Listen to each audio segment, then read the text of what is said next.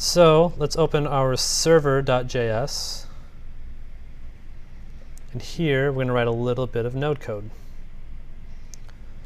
Const express equals require express.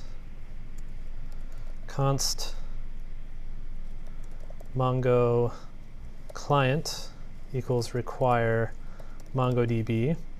Notice that we have these curly braces here because we're going to be pulling out the Mongo client from MongoDB. We're going to have a connection string of some variety. Normally you wouldn't just hard code this in here. You would get it passed in from like process.env, so you'd have like process.env.mongo connection string, and then you'd use like an environmental variable to pass that in. Then you'd have something like Azure Key Vault or whatever the HashiCorp one is called. I can't remember off the top of my head. Might be called Key Vault as well. Anyway, it's something similar like that. You'd have some sort of like secret manager that would be managing that. We're not writing this for the cloud at the moment, so we're just going to put here MongoDB : localhost 27017. That's the default connection string for MongoDB. This is the MongoDB protocol. That's different from HTTP, right? Localhost is your local computer, and 27017 is the default port that MongoDB runs on. And if you remember, we exposed that through Docker to our local computer. Okay, I'm going to write an async init function. This is just kind of a habit of mine. I don't even know if this needs to be async. I just always do it this way. And then I'll just write init down here. So I create an async function, and then I immediately call it.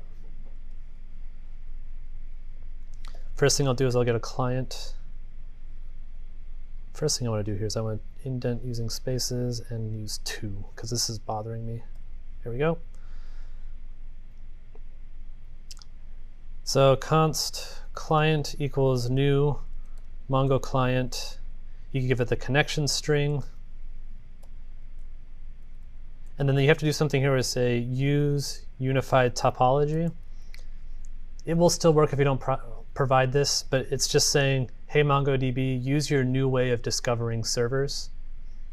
They just require that now, or it gives you a big warning. Eventually I think it'll break. So just say use unified topology true.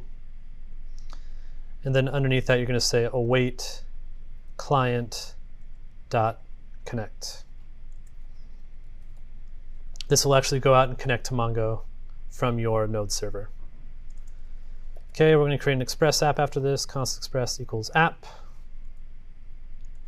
And then we're going to do an app.get. This is typical express server stuff.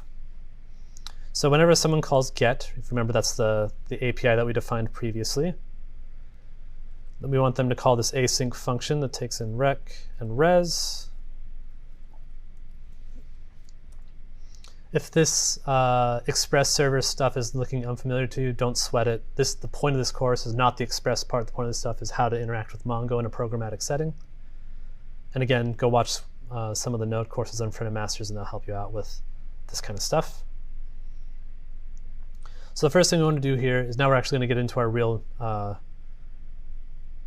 MongoDB stuff. So we're going to say const db equals await client .db adoption, or whatever you called your database, right? The whole database. I called mine adoption, if you remember, so we're going to do that. This db object, you can see here, it's actually of type db.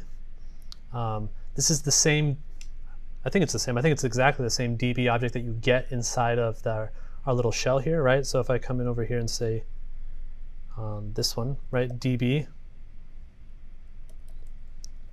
it's going to be this same db object, so it's going to have the same similar sorts of methods.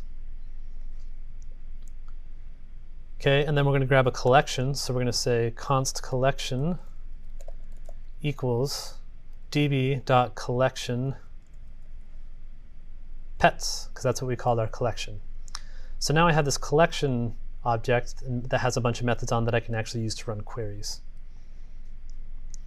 So I'm going to say const pets equals await collection dot find, right? So we're going to do that find method. And we're going to do the $text. So again, these queries are going to look very similar to you. Text. And inside of that, we're going to have another object, which is going to be $search. And it's going to be rec.query.search, right? Because that's going to be what comes in with the query string.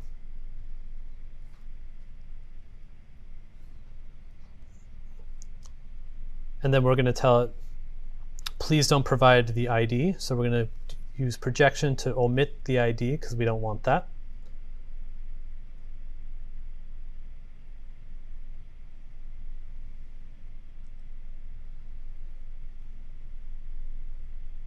This got really messy quickly. There we go. All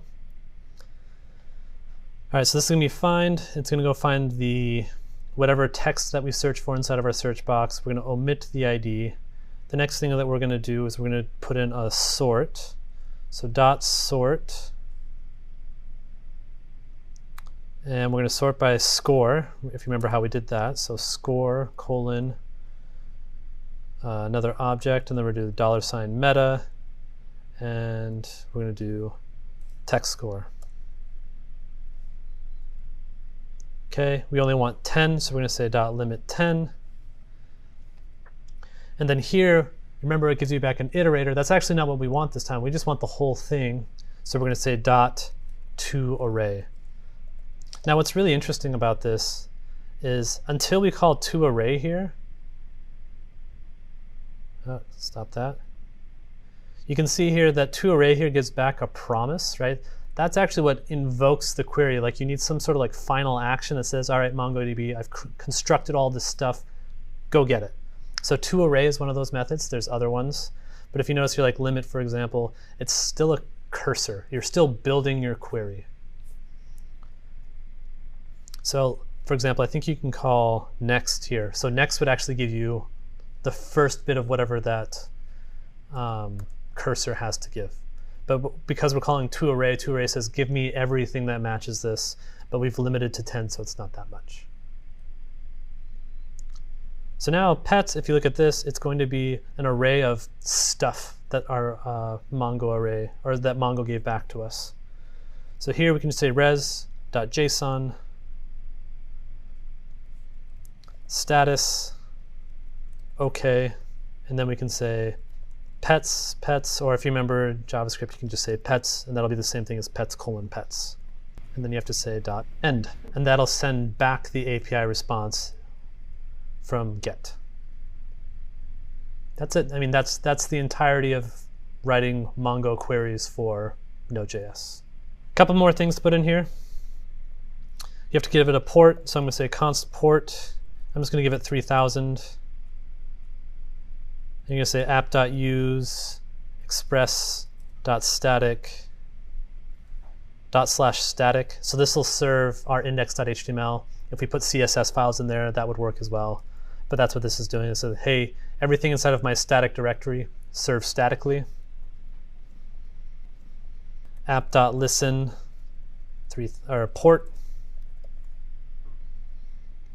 This will start at listening on localhost 3000. And just to remind yourself, because I can never remember, I'm going to say running on http://localhost port. That's it. That's our whole application. So I'm going to open my terminal here, and I'm going to say node server.js. App is not defined. So let's see what I missed here.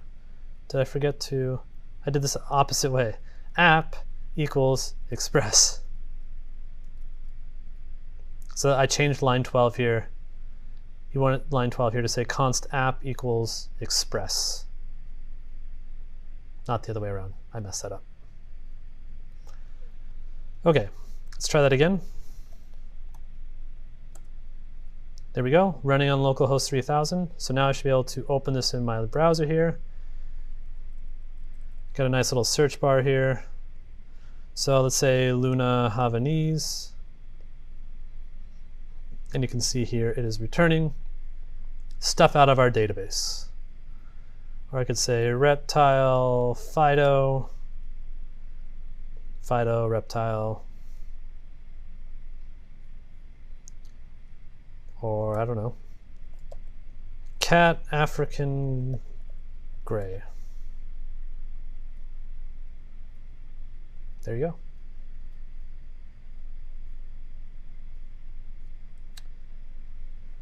Again, this is the most basic thing that you could ever write for a Node application querying Mongo, but now you can kind of see, here's how you kind of get it into your application and start writing queries for it. So, I mean, something fun you could do here is you could go make like a searchable Mongo database that has like search facets, right? This is not an ideal experience for searching around a database. It'd be better if you could say like, you know, list cats, reptiles, birds, and make like a better, more full-fledged application out of it if you wanted to learn a bit more.